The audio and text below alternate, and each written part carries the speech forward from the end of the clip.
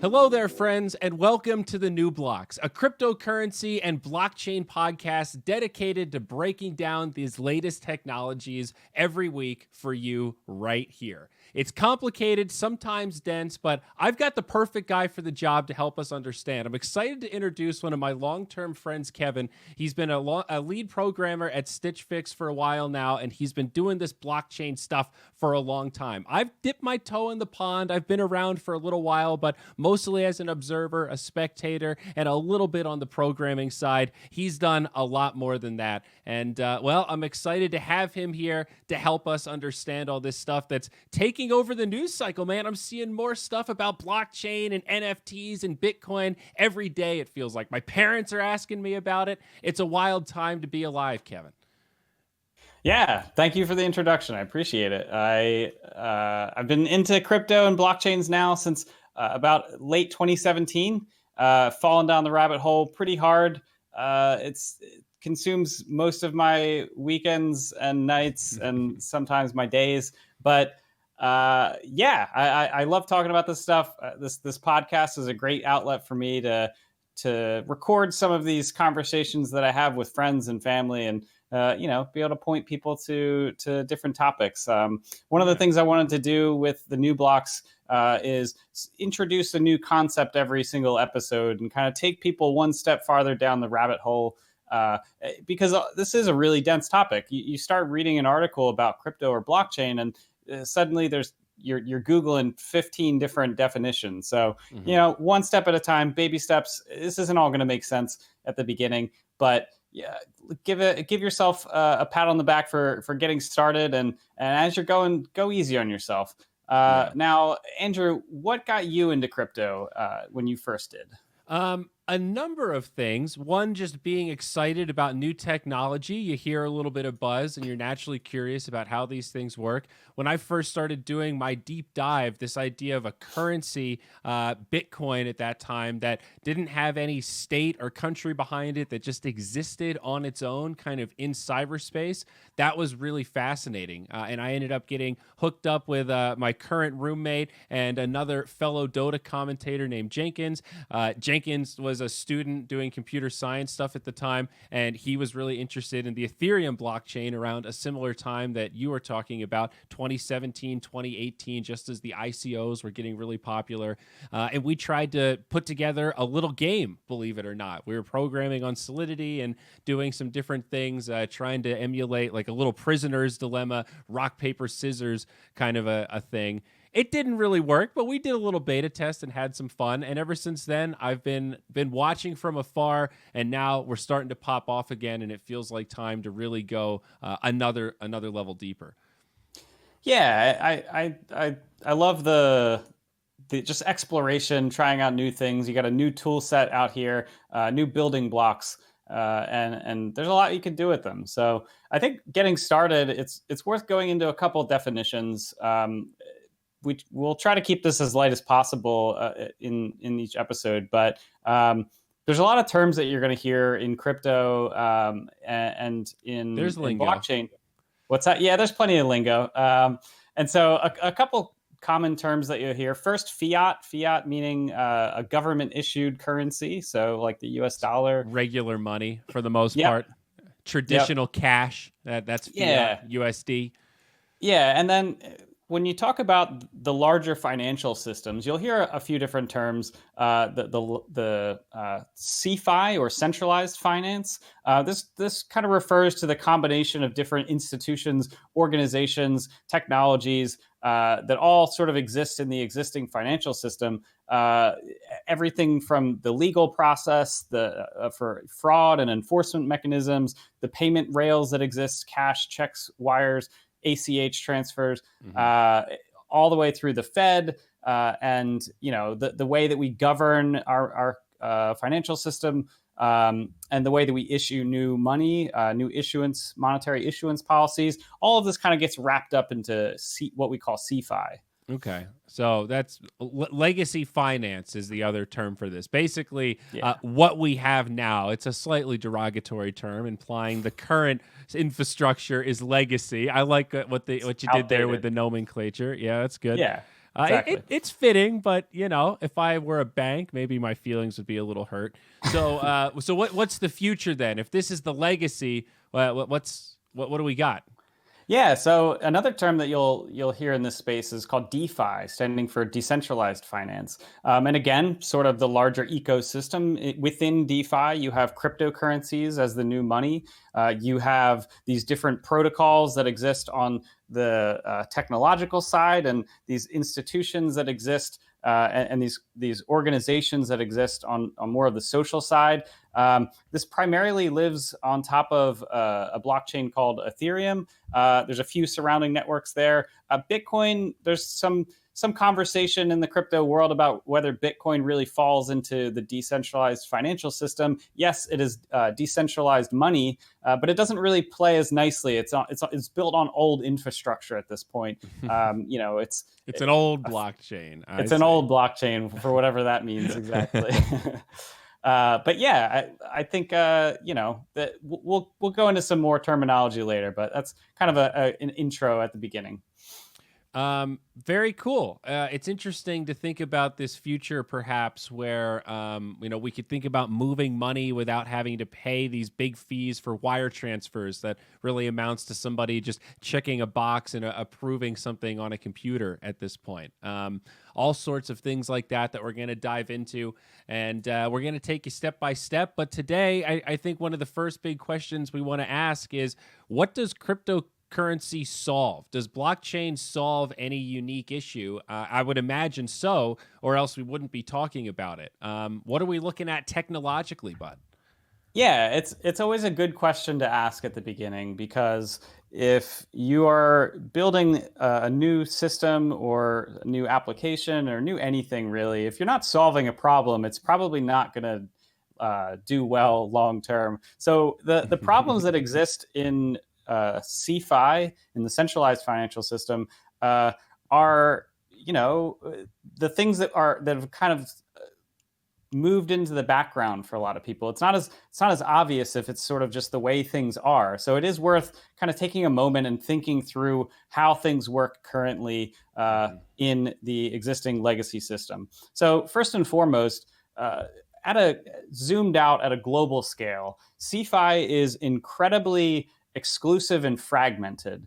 If you think about the man-made borders that we have that separate different countries and currencies, these different institutions and entirely separate systems, these financial systems that just don't really talk well to each other. And it's expensive for them to talk to each other. It's expensive to send money between countries and to do exchange in this way, because of how just fragmented and exclusive and limiting that is at sort of a broad scale. I mean, it has implications where you live has implications, right? Like where you were born matters in CeFi, and it's a very heavily permissioned system for that reason. It's any action that you take requires permissions from a banker, from a government, whether it's lending and borrowing or exchanging, just opening a bank account. You need your birth certificate. You need your stamp of approval from Mr. Monopoly Man. Right. What country you're born in has a direct impact on what kind of financial institution you have access to. And not every country has access to the same currency, right? Like here in America, we are born into a society where we just have USD for everything. And that works pretty damn well from a global economic perspective. And in our daily lives, it's a fantastic tool to do commerce. That's not the case if you're born in a country with a currency that's not worth nearly as much or fluctuates a lot, like Venezuela, one of the big examples that we often go back to. Yeah, exactly. And when we move to this new internet-based financial system, the internet doesn't understand the concept of the borders that we've created, right?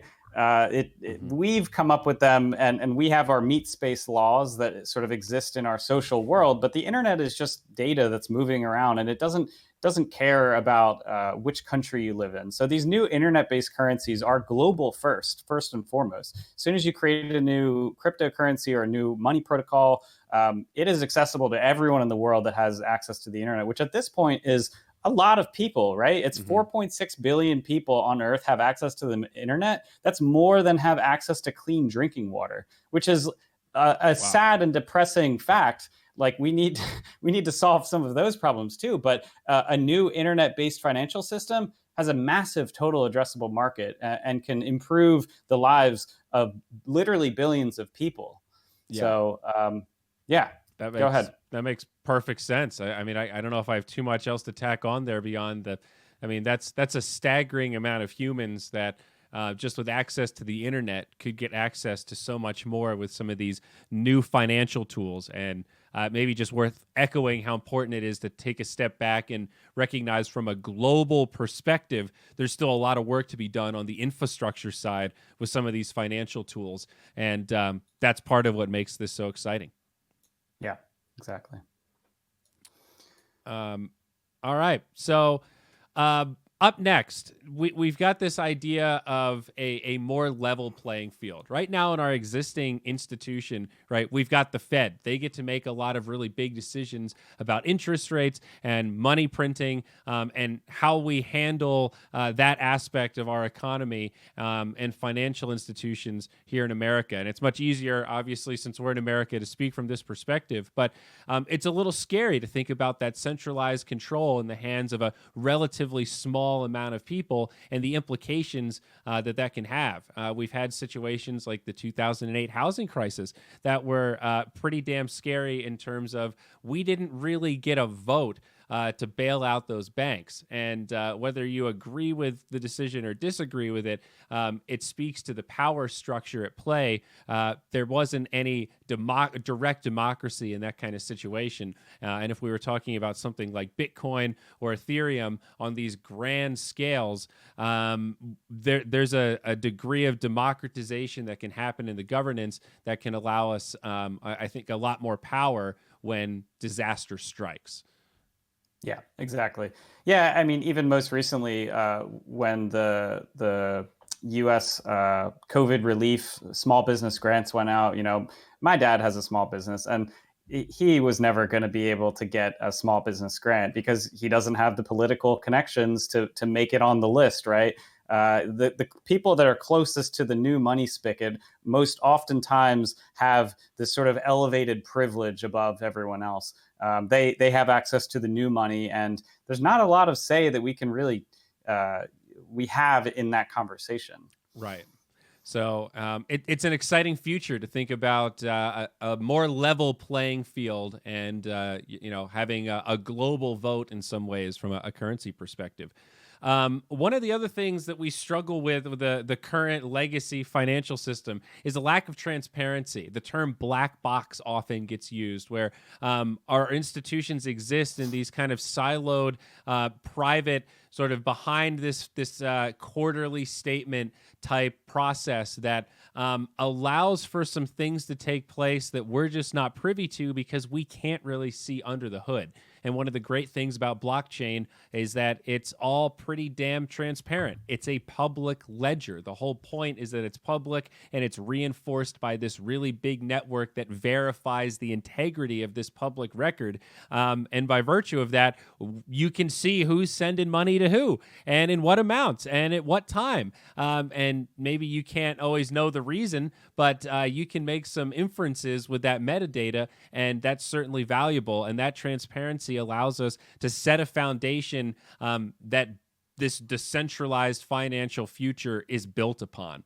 And enhanced transparency is inherently better for consumers, definitely bad for these big private institutions that make a lot of money off of our transactions. But in terms of bringing more power to the consumers, this enhanced transparency is fundamentally really powerful.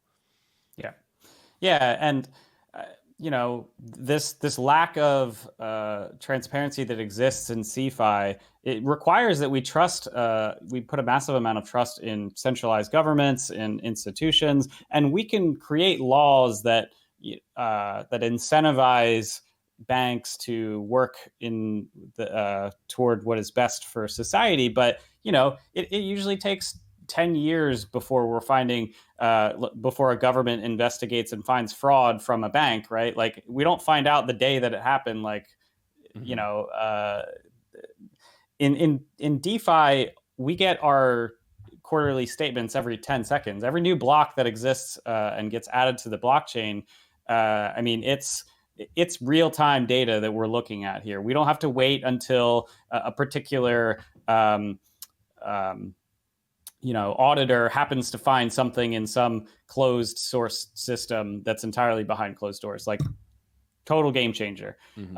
And the amount of trust that we're having to put in these central governments and institutions, like maybe as we've had in the United States, like not too bad in terms of corruption, in terms of coercion that can exist. But again, we're kind of a minority on the world stage here. And Well, corruption is, yeah. I was going to say, remember the Wells Fargo incident not that long ago? They found that the management was giving directives to employees to do unethical things in terms of opening new accounts without people's permissions. And that comes along with all sorts of administrative fees and all this stuff that people didn't consent to, miscellaneous charges on cards and all this kind of stuff. That trust has been violated. But sort of as you mentioned, it's really hard to monitor that because when it happens in aggregate across a bunch of individuals that aren't closely monitoring, it takes a while for people to catch on and realize. And by the time we hear about it, a whole lot of money's been stolen. And maybe it's not too late, but then, the time value of money, right? The consumer's the one hurt and has to foot the bill for that pain, even if they do get made whole eventually in return. And with stuff like blockchain, it'd probably be easier to see stuff like that and detect those anomalies just through the nature of third-party tools that exist on that kind of level of transparency. Monitoring is a whole different beast. And we don't have to wait for a government to find that fraud, right? Like now, when things get elevated to a world stage, I mean, there's incentive. If you are using the new financial system, you and everyone else is sort of incentivized to make sure that this new financial system is working. And it's again just kind of changes the scale to which auditability is possible. I mean, even corruption aside, if you think about the security aspect of CeFi, you think about you enter your credit card on a website, or you just enter some piece of private information. You're trusting that company and every company that company works with, and every employee that works at every one of those companies to follow best security practices, to ensure that they're not accidentally leaving their laptop at the bar. And you have this long term, right? Like, we create this sort of porous and leaky foundation for the internet. Like, all of the hacks that we see over time, the Equifax, the Facebooks, these happen because of the way that we've centralized the important data on the internet. Right. And again, with blockchains comes this new ability to control your own data, where you don't need data custodians in the same way. And in future episodes, we'll sort of talk about the difference between like extreme transparency and, additionally, you can still have privacy on these new systems. But yeah, just we've kind of grandfathered this old architecture into the internet age, and it's so clear based on every single time that there's this huge hack that occurs. And in DeFi, all the code is open source. All of it is immutable, meaning that it can't be changed. All of the accounts and activity, everything that's happening can be accessible to anyone in the world at any time. And so we don't really need data custodians in the same way that we used to. Yeah, absolutely. So another aspect in terms of the CeFi legacy financial structure we have, it's built in such a way that innovation within that space is really challenging. I mean, we've heard of like Robinhood, for example, doing zero commission trades. That was pretty radical. That was a real game changer. And DeFi is sort of levels beyond that, orders of magnitude. That's the term that I'm looking for there, compared to commission-free trades. Once you start removing middlemen from this stack, things get really interesting. But the way it's set up right now, it's really expensive because it's all owned privately, and you have to pay a lot of money to recreate the wheel. If you wanted to start your own bank, it's really not that easy. It's really pretty difficult. And some of the tools that we've got set up in this this new financial system on the blockchain make it a lot easier. And as we've gone back to this global nature of it, gives these tools accessibility to people that haven't really had access before.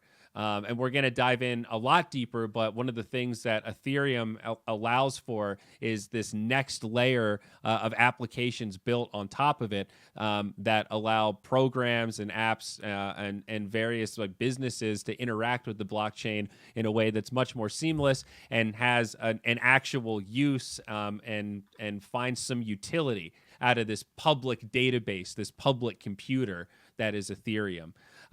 So this foundation, this global computer, if you want to call it that, makes those innovations in a financial concept a little bit more possible and a little bit more sandboxy for people like us instead of rich folks like Bloomberg that can pay to get ahead, you know? Yeah, exactly. And even financial institutions and software and all of that aside, if you just think about the innovation of currency and money itself, the over time we've so closely tied money to nation states, countries, and so in order to innovate the money, we have to either go through decades-long democratic process, have a violent revolution and just overthrow the government, or purchase an island and try to create a new country and ask your friends to move there, and now you get to go create a new currency, right? Like, because they're so closely coupled, innovation at the monetary level is incredibly near impossible, right? Right. Whereas in DeFi, we're seeing all of these new currency experiments, these new money protocols that are popping up all the time, and doing some pretty crazy stuff. But I mean, further, CeFi, you think about, like, you've got your Venmos and your Robinhoods, and this is kind of like a nice sleek interface to CeFi. It doesn't feel like it's slow, right? But under the hood, it really is. It's very slow. It's manual. It's inefficient. You think about like ACH and wire transfers. That's really what's happening under the hood when you're using Venmo. And most of the time, that's not a huge problem, right? But then you have these situations like we saw with GME where, it's your clearinghouse hasn't caught up to the transaction. So you have to delete the buy button and let your payment network catch up. Like, we shouldn't have to deal with that, right? If you think about any other piece of information moving around the internet, no other piece of information takes 7 to 10 business days to move around the internet. Right. Like, because of how inefficient the existing financial system is, it kind of bubbles up in weird ways. And you have these, anytime you need to transfer money from one bank to another, 7 to 10 business days. Yeah, it's kind of this odd, like, the financial system had some things in place that made sense, and then some innovations were made from like an internet infrastructure perspective, and then the fees just never changed to compensate for that. It's sort of an interesting conundrum that we're stuck with of this legacy banking system. Like, I hear people talk about ACH like it's so cheap. It's like, yeah, but it takes 5 days. That's a long time to float money and business days too. Like, the internet doesn't have a concept of a business day. Like, the internet is just on. There's none of this 9 to 5 like US centric version of it, right? Yeah, totally. Yeah, and I mean, like, even more so on the sort of restricting side, kids born today and moving forward, they're going to be born into a world with a financial system that they will be able to access on their 18th birthday. They'll head down with Pappy to the local branch, and he's going to be very excited to show his grandchild the wonders of the legacy system. And this kid is going to look at this concept of business days and this idea of, like, not having access to your money on during certain time periods, and like fees and all this stuff. And it's not going to make sense because they will have had borderless internet money since they were born. And you need to think about it from that perspective. Like if you just think Yeah. about the financial system that grew up with and that you were born into, then yeah, sure, like okay, this works for you. But like the next generation, they Yeah. don't have to deal with that. Well, it's super egregious for small businesses. Every time I look at my ledger and it says monthly maintenance fee, I wonder, what does that mean? It doesn't cost me anything to store my Bitcoin. Why does it cost me money to store? You used to pay me interest to give you my money at the bank. Now you charge me to give it. Can I keep my money instead of giving it to the bank? And now you kind of can't. Everyone had that, parent or grandparent, I guess, or great grandparent that lived through the Depression. They didn't trust banks. They used to keep money in this old cigar cans in their basement, and they pass away, and you dig it up in their basement, and you find all this cash that they were hiding. It's hard to do that in the modern day because everything's digital. You kind of have to put it in a bank account to store it somewhere so that you can access it through debit cards and credit cards, and just the convenience of living a modern life. We're sort of hooked on it in some ways, for better or for worse. We have a lot more options now, but in some ways less options, right? Yeah, exactly.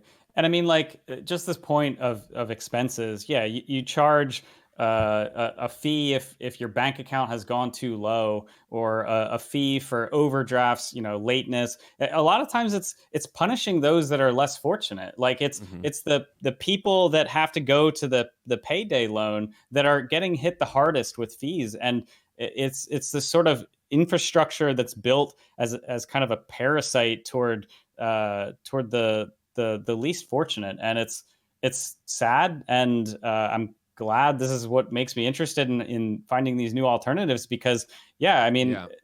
it's yeah. Well, yeah, I think you got to take a moment to step back and empathize and remember that your lived experience isn't the same as everyone else, or even the average experience in America, perhaps. A staggering amount of Americans don't have a large amount of savings in their bank account, right? They might only have a couple $100s that they can float here or there. Truly living paycheck to paycheck means that if you get paid on a Monday because that happens to roll over as the last day that month, but your rent is due on that Friday, and you don't have the money to cover it, you're going to get hit with some sort of overdraft fee or some sort of payment issue or some interest fee on your credit card because you can't make the minimum payment, or you can only make the minimum payment. That's where a huge amount of the profitability of the banks and the credit cards comes from. It's not in wire transfer fees or percentages here or there. Certainly they make some money off of that, but a huge amount of it is just punishing people that can't afford to float the difference in all of these things that don't line up in our current system, that they have really no leverage over and no control over, no ability to haggle. When was the Yeah. last time you heard of somebody haggling the day that their paycheck comes Charles in? Right, Schwab. that doesn't really happen. So, Yeah. anyway, Yeah, and I mean, again, I'm going to keep bringing this back and comparing it to internet requests. When I go to a web page, I'm not charged anything. Every other internet request is free for the end user, and yet the previous financial system, because of how inefficient it is, and because of how dug in the system is, it is capable of imposing these massive fees in terms of percentage of total global commerce, like all credit card fees combined. That's a huge, like, parasitic middleman that exists now. Moving yeah, forward, you can, if you are willing to put in time and learn, like, this is still early days in crypto, and fees are high at sort of the base layer. But if you want to learn a little bit more about layer two and some of these more breaking new bandwidth improvements, you can start to interact with DeFi in a way that fees approach zero so quickly. It's just hmm like the internet, right? Beginning days of the internet, it was very slow and expensive to have your AOL, and over time, bandwidth improved, and suddenly, it's just a yeah. completely different system. Yeah, we're moving into this future that is free of middlemen, third parties, gatekeepers, single points of failure, censorship. There's no one person or party that can pull the plug or be coerced or be bribed or somehow bought off. There's no one person that can just walk away with your money. Now, of course, there are ways that somebody could come into your safe and steal your cold wallet, or find access to your keys or something. I mean, everything is hackable, right? Generally through human social engineering and in human failures, but it's not hackable in the sense of it's owned by one source. There isn't a central vault that somebody can break open and take all the gold out of. That's what decentralized means. It's spread over all these sources, so there isn't one person to attack. You could take out the biggest player, and there's still all these other players that are keeping the network alive, and that's the beauty of it. Yeah. You have to hack every single individual node. You can't just hack the entire network, right? And I mean, similarly, again, like the safe example, a lot of this is still early days, and like custody ownership of crypto is very physical, but there are solutions that sort of extrapolate that further and make it a bit more like you're interacting with the more like the legacy financial system.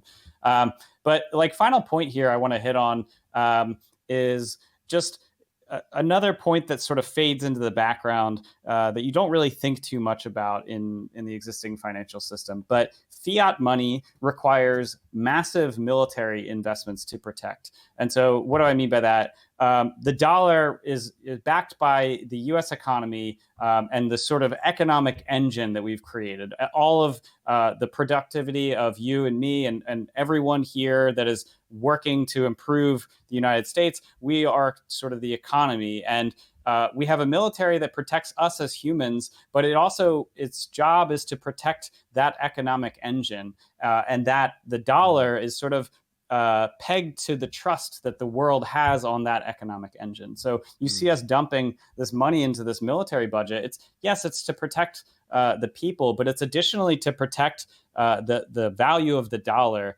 And when you don't have a nation state for your cryptocurrency, that there's not a physical location to attack to attack an entire cryptocurrency network. So instead of securing the value of crypto with a military, crypto economic systems offer newer, more efficient mechanisms to secure their monetary value. And you look at Bitcoin right now, it eats a lot of electricity, but you look over at Ethereum and it's moving to proof of stake, and it's moving to the system where the cost of securing the network drops down to just running like a little Raspberry Pi hardware device that you can go down at the store and get. And again, it's like apples and orangutans comparing just the difference of cost that it will take to protect a crypto economic system versus a traditional economic system. I see. And one of the other big benefits from like a global perspective of this new financial system we're talking about is shifting the incentives a little bit from like a global economic perspective. I mean, economics in general, it just means the management of scarce resources, right? And we look at that generally from a country to country breakdown. And when you put it on that scale, the incentive is really to combat with one another, compare ourselves, and try to get ahead on that scale as a nation. And a tool like this that really starts to bridge that gap for the first time doesn't really care about where you're born or where you're plugged into the net, just that you're plugged into the net. Every netizen has the same kind of starting point. That's a really powerful thing that will start to shift the scales at least a little bit to a little bit more of kind of collaborative thinking, I think. And it is a little bit interesting to think about where crypto starts to intersect with, I'm having some flashbacks to the late 90s, early 2000s, my little anarcho punk rock days, Kevin. It's very like anti-authoritarian. I can think of some anti-flag lyrics that were like weirdly sort of predictive of this crypto underground communication. That song might have been about cryptocurrency, bro. I don't know. You tell me. You connect the dots. I think it's Satoshi Nakamoto. Yeah, dude. Things get real hinky when you look into it. No, do your own research. No, just kidding. I think shifting that global scale is cool. Yeah, and with all the problems that exist today, we need better tools to incentivize better global coordination. We have these massive issues like global warming that are affecting all of us, and we just have this tragedy of the commons that's playing out at a world scale. And we need better tooling that can allow us to think as a species, think and interact with each other as just humans, and be able to build this new financial system that doesn't care about where you came from, doesn't care about what you look like or what documentation you have, or any of this. We are all at a new level playing field, and it's just like the internet. And yeah, I love talking about this stuff. I mean, we're going to go into a ton more detail over the course of this podcast.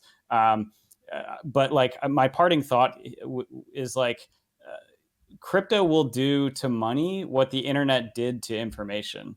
It is going to take it from these like small siloed locations and just connect all of it. And that's really what we're seeing in DeFi and in crypto. That is that's really cool. And you did mention it a couple times, but I constantly, as we talk about this stuff, have flashbacks to the .com boom era. And we were both a little bit young for that to really appreciate it at the time. But having gone back and read about it and watched some of the footage and sort of understood how some of the market influences were working then, there are definitely some parallels. And, innovation is messy, and this technology, it ebbs and it flows. It doesn't grow linearly. And when we have these breakthroughs in technology, it leads to a lot of good, a little bit of bad, and a lot of stuff in between. And it takes a little time for the dust to settle to see what the truly innovative ideas were, and what the kind of stinker copycats were. Yep. Yeah. And if you've been avoiding crypto because you've seen it and heard of it as this sort of like speculative first investment where, you're just hoping that the price goes up, totally understandable. For a lot of crypto's life that and existence, that sort of has been the case. But I would encourage you to look a bit closer now, do some research into DeFi, and see what you can do at this point, because we're at a point now where we do have this alternative financial system that exists. You can put your US dollars in a DeFi bank and you can earn, 10 right now for the last year, 10 to 20% interest. Obviously, these rates will go down over time. Like a lot of this is fueled on the speculation that exists, and just like people putting money over into this new system. But like this alternative financial system removes these extractive third parties and allows you to just lend, borrow, and exchange in a peer-to-peer fashion. And when you remove these third-party banks that are taking the majority of those interest rates from you, you are left with a bigger piece of the pie. So, but even still, like, we're talking about just using it entirely exposure to US dollar stable coins, these US dollar cryptocurrencies that you can have in your crypto bank earning interest. There's, just like any other bank, you can take a loan out against the money that you have and against some underlying collateral that you have. And you can use the interest from DeFi to pay off that loan. You can connect a debit card to your stable coins, and you can use it as you would in sort of the real world. And so if you've thought of this so far as just this like purely speculative investment, go look into this a bit more and learn what you can do with just stable coins alone, with just US dollar, and removing exposure to these highly risky and highly volatile assets. There's a lot here. No, that debit card aspect really caught my attention. I heard about that in another podcast I was listening to, where somebody said that they're no longer using credit cards or debit cards to buy stuff. It all runs through their DeFi, and their interface is through kind of these burner type debit cards that you can use that are connected to your DeFi accounts, but they're not connected to your traditional bank account. The infrastructure is in the preliminary stage already, where you can interface with the world through decentralized finance. That's awesome. It's not theoretical anymore. There's actually some use cases here, and there are some really strong arguments to start learning this stuff, because you don't want to be behind the curve, right? You don't even have to put any money in, just a little bit of that valuable time, some of that brain resource, and start understanding the concepts here to evaluate whether or not it's worth putting some money into it. Yeah, exactly.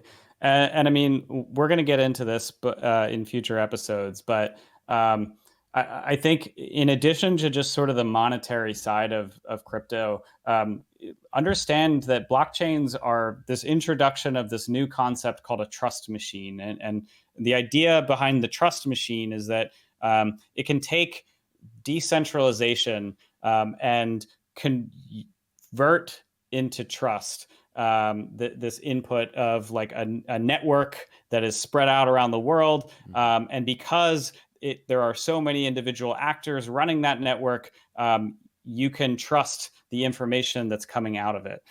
So we're going to talk a lot about blockchains, and again, just this idea of being able to have this like new layer of trust for information that exists on the internet. Mm-hmm. Yeah, and like you said, the technical aspect of how this works is really interesting. There will be standalone episodes for each, conceptual module, let's say, broken down in easy to understand chunks so that you can take it step by step. But yeah, cryptocurrency is this really good use case for this blockchain technology, and man, I'm excited to be living it in real time here with a front row seat, bud. Yeah, and quick disclaimers. I mean, over the course of this podcast, my job here is I really like to teach people about this technology. Don't take any of this as investment advice. None of this is financial advice. I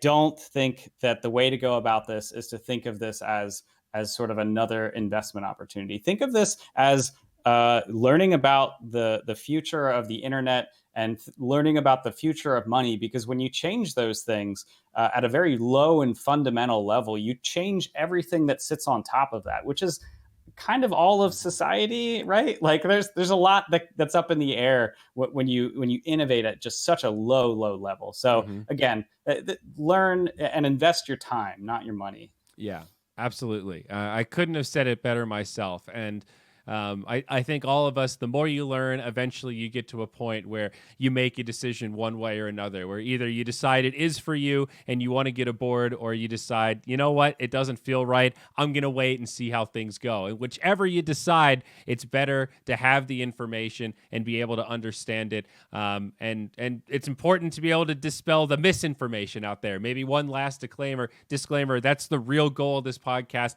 help cut through a little bit, because there is so much information out there in the cloud. Unfortunately, there are some bad actors out there looking to sell some snake oil that are maybe a little disingenuous with their intent. And not that we're here to name names, but we're here to help give you the tools so that you can evaluate the landscape for yourself and try to sniff some of those people out. But Kevin, I think that wraps us up for the first episode. So if you made it this far, thank you so much. Make sure you find us on YouTube, iTunes, Spotify, most of the other places you'd expect to find a podcast. We appreciate any of your feedback. Your views and your attention mean the world. Thank you so much, and we'll see you on the next one.